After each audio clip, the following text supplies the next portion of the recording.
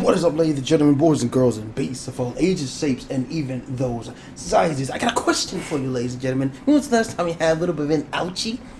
Little cut, little scrape, little decapitation nation? Well, the question is, when was the last time you had some of that good, tasty surgery juice to make sure you got everything nice and fixed up? Well, I guarantee you, it's better than this shiznizzle. Pre-industrial surgeries? Before they had all the good tasty medicine juice to make sure you stayed alive and kept your life juice inside your body? Bruh, we're gonna check out salmonella, aka pre-industrial surgery juice. We're gonna see exactly how amazing things were back in the olden days, back when they didn't have the tasty medicines we have today. Back when you got cut, they just put a little alcohol on it, little WD-40 on it, wiped it up, sealed it up nice and good, sink, and then there you go. Let's get this baby chin roll. Salmonella is in the description down below. A salmonella in the description down below. Yeah.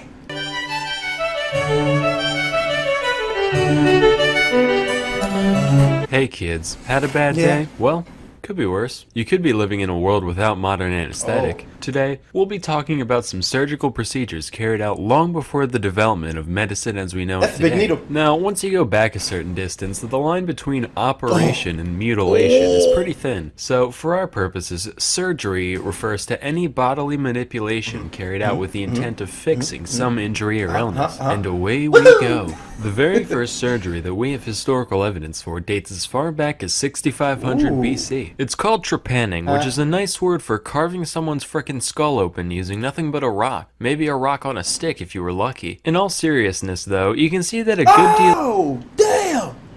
Yo! He got a hole in his face! What the...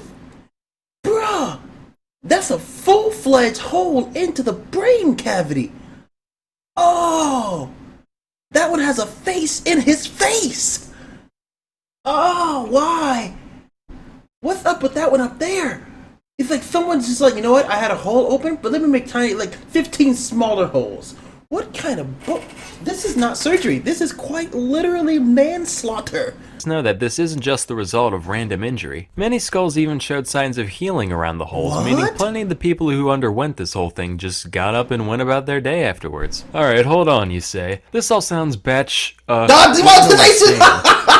no way this was that common of an occurrence. Well, friend, if you've been watching this channel long enough, you should know that if you give human beings the benefit of the doubt, chances are they'll prove you wrong. In fact, so far, over 1,500 trepanned skulls have been dug up all across the globe, from Europe to China and even the Americas. This means that between 5 and 10% of all skulls that we've found from the Neolithic period have had at least one man-made hole scraped into them. To put it this way, based on that data, there's a greater probability of someone born in the late Stone Age having their brain matter exposed by some shaman with a chunk of flint than someone born in the USA being a redhead. To this day, nobody really knows why this was such a common practice, but most theories tend to revolve around the idea of releasing some kind of dark supernatural force from the patient. Man, I'm getting real sick of all these evil entities infecting our minds and bodies. You can say that again. I tell you, I need these demons like I need a hole in the head. No way.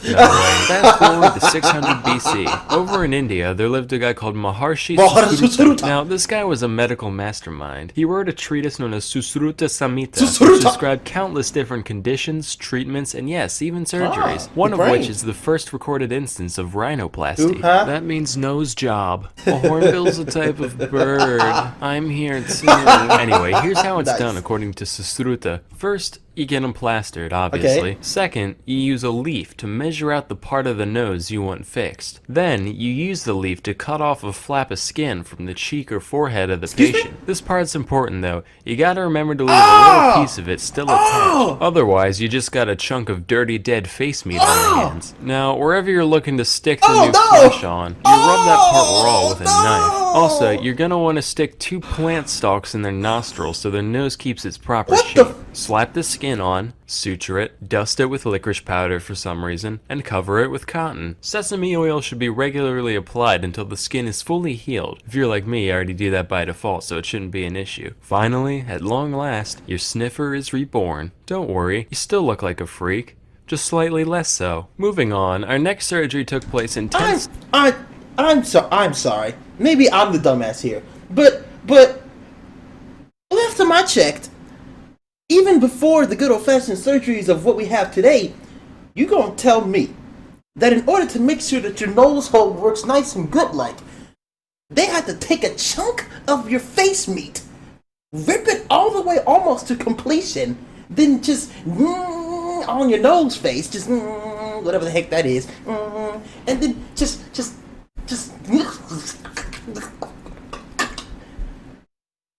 is that supposed to make things better?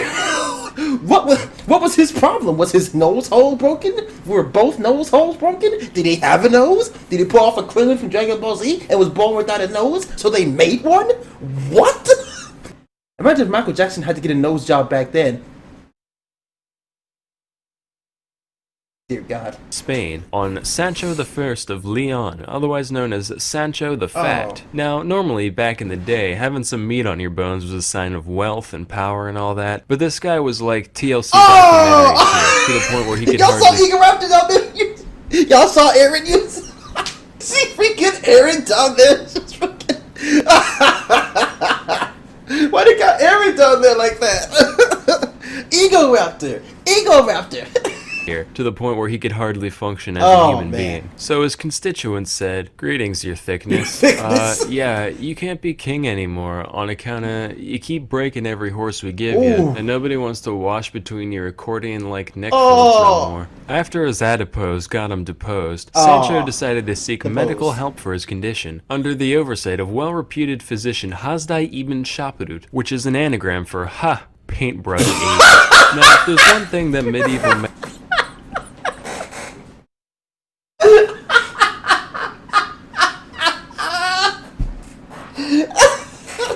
I think what he did there.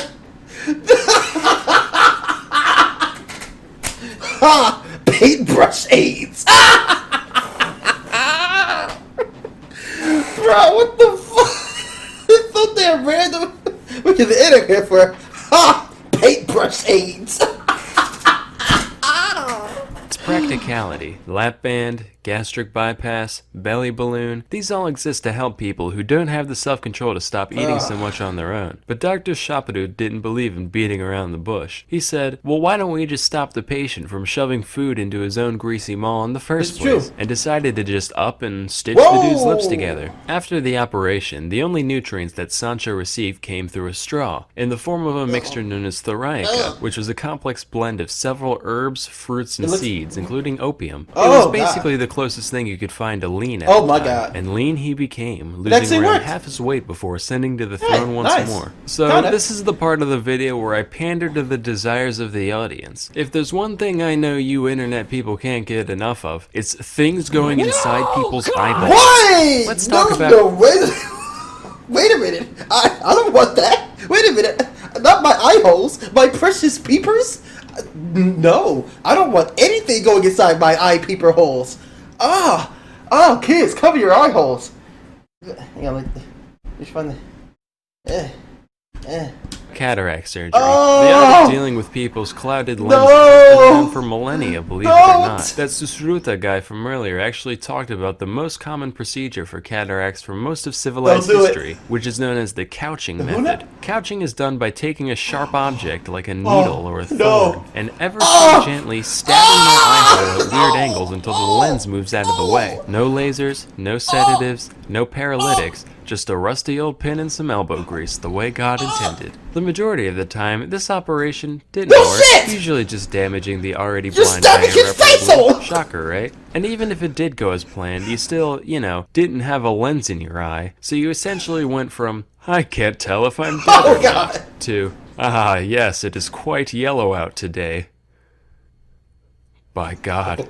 Something moved somewhere. A slightly more refined version of this operation is the suction method. No! God, please, no! No! Suction method. Oh my God! Suction method. The suction method. Now that, ladies and gentlemen, can mean one of two things. Either one, suction, or B, You take a strange form of a vacuum cleaner they had way back in the day and just suck the eyeball juice out of your shit. Just stick it in there. The 10th century AD, if not older. This procedure is described as requiring, quote, a large incision in the eye, a hollow needle, and an assisted extraordinary lung capacity. No, it was the first one. No, don't literally suck out his eyeball juice. Duh! Boy with a good sock! God, please, no, Jesus. It reads like the setup to the world's most horrifying party For real? trick. It's actually the bare minimum number of tools needed to completely extract the lens from the eye. In case you didn't pick up on how, here's a diagram. This method generally saw a greater success rate and fewer complications than its non-extracting counterpart. So hopefully you can sleep well tonight knowing that the number of human beings who have sucked a piece of somebody's living eyeball through a straw is above 0. Anywho, let's all just be thankful that we live in an era where procedures like these are a thing of the past. Now remember kids, even though the surgeries I described here do sound pretty easy to pull off, please don't try them at home. But if you do, please put it on Live Leak afterwards. But you know what you can do at home? Learn stuff about things. Anyway, till next time, I'm Sam and Nella, and watch you for thanking. Wait, shit, I meant...